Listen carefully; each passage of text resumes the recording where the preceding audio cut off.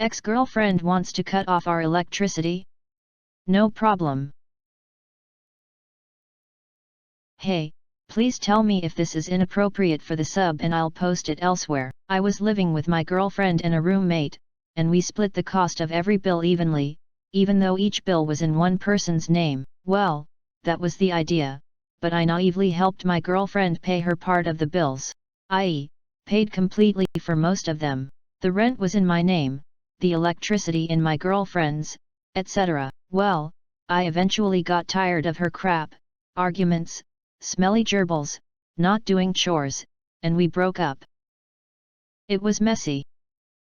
She took ages to move out, making sure to mooch every penny she could before leaving. When she left, I immediately started a new electricity account in my name.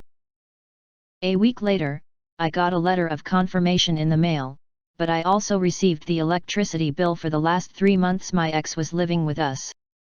I opened it without thinking.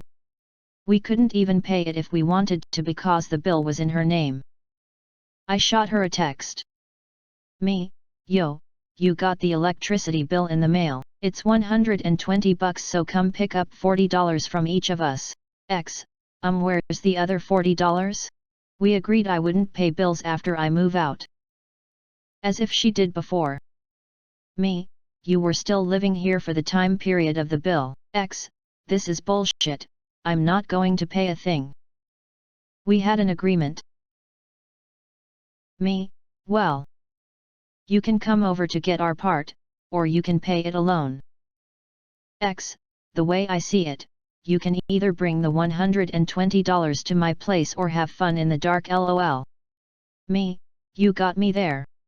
At this point I realized that she doesn't know I started my own account with the electricity provider. She thought that by refusing to pay, the provider would cut our lights. Good way to mooch another $40 from us, right?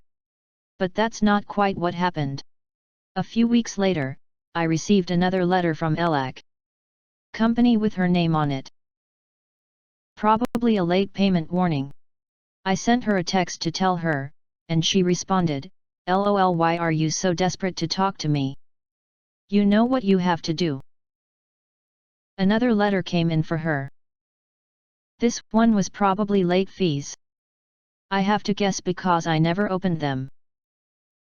I messaged her and she said, I thought I told you to never talk to me again. As you wish, ma'am. More letters arrived, but from a new address. I googled the new sender's address and found that they were debt collectors. Scary stuff. It's too bad I couldn't say a word to her. Now about 2 or 3 months later, I received a phone call from my ex and I'm greeted by, what the duck, these people are calling my parents' house. I've got all these late fees, debt collectors. I told her if she wants our part of the bill, she knows what to do, smiley. Realizing that she had no other choice, she caved and came for the money. My roommate and I didn't give her a cent toward late fees, and I probably looked so ducking smug giving her my money for the last time. Edit. Lots of people are saying I shouldn't have given her a cent. As you/Shelchong eloquently put it, not paying it would be a dick move. Way more satisfaction in letting someone else get screwed while you play by all the rules. Now to the comments. This whole post reads like a lesson in how to be an adult. OP was an adult from the get-go, politely informing about issues and offering to pay his fair share up front. OPSX was stuck in high school where being right and feeling good is more important than just solving the dang problem. Trust me, that shit doesn't stop in high school for a lot of people. Why do you think this site can be so cancerous as soon as you talk about something people like or don't like? Honestly, what did she think would happen? It was in her name.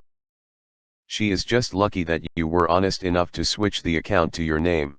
You could have just let it be if you were a bad sort, but it was really stupid of her not to cancel her account at her old place. Does she just now get how those things work? OP replied. Not to mention I was still receiving her mail, and she gave me shit for telling her she had a new letter. Which she could have easily avoided if she used an address forwarding service to ensure she got all her mail. But someone who can't pay their own bills probably wouldn't pay for that service, either. I dated a girl for a couple of years and had a messy breakup as well. After we split, she asked for me to help pay her credit card for the groceries she bought for us.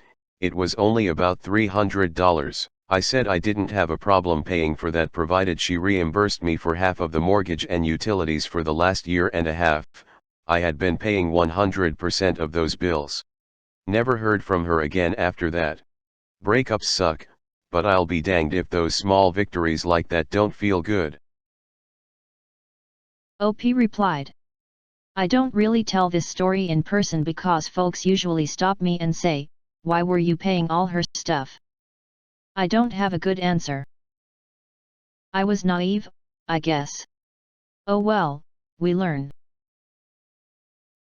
She was your girlfriend, that's reason enough in my book. Edit, want to clarify that it's not a justification for anything, it's simply that if you have a girlfriend and especially if you're living together, that means there's less yours vs mine going on, and if she's not paying, for whatever reason, it's not at all strange that the boyfriend would. The reverse can also happen and it's not any stranger. I guess the real question is, if she wasn't paying, why didn't you dump her, since it's a huge red flag, but of course, that's a much more difficult question to answer.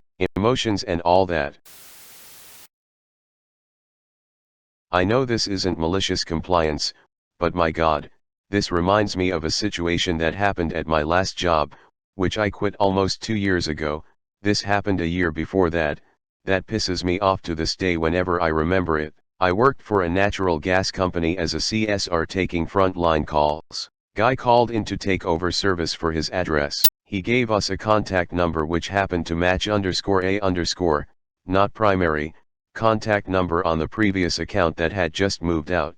This triggers what we called a positive identification, where we take all of the information from the customer, name, birth date, social security, address, all the original contact information, and any other information required to start an account. But then we tell them we can't start service yet, until one of the positive ID reps investigates. The purpose is to combat the common tactic of shuffling the primary account holder, and starting service after a disconnect, without paying the debt or disconnect/reconnect fees. He's waited longer than the estimated time we told him the process would take, so he called. Enter me, with a beep in my ear. He explains to me the situation in full.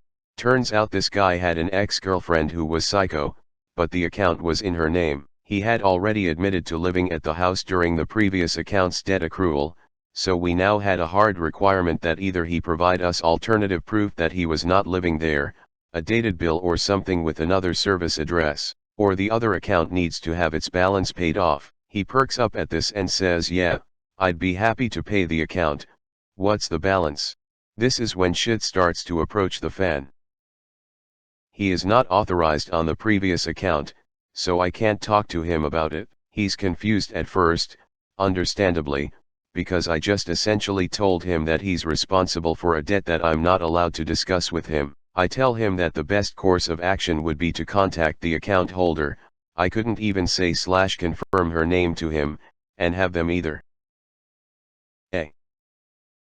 Talk to us, to make a payment, or B. Talk with her to convince her of option A. He says she won't talk to me. I've already tried to get her to pay the bill, and she refuses. Can I just please pay the bill? Shit hits the fan. I hold the call, talk to my supervisor. No dice, we are not allowed to discuss the account, period. I hate this, because the only thing you have to do to get us to spill guts about your account is just say, yeah, I'm account holder's name and we can do anything to the account.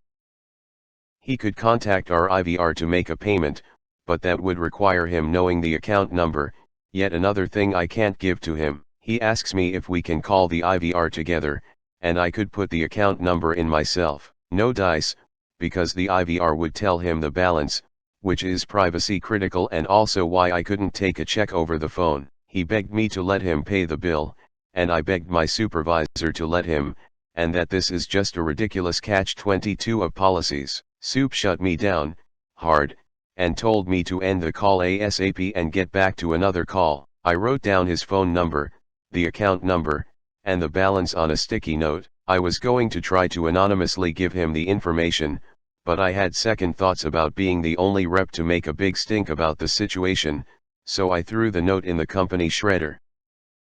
Guy had to move, because he had no heat in his house in the dead of December, and the gas company refused to provide it to him, even though he was willing to pay for it. The way I was forced to treat that man makes my skin crawl.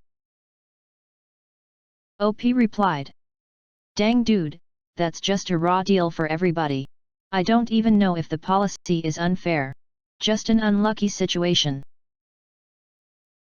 The policy itself definitely wasn't unfair, and the vast majority of the time, it was actually doing its job right, by preventing people from starting up a new account and ignoring the previous debt. Mind you, it's peanuts easy to avoid if you know that the policy is there.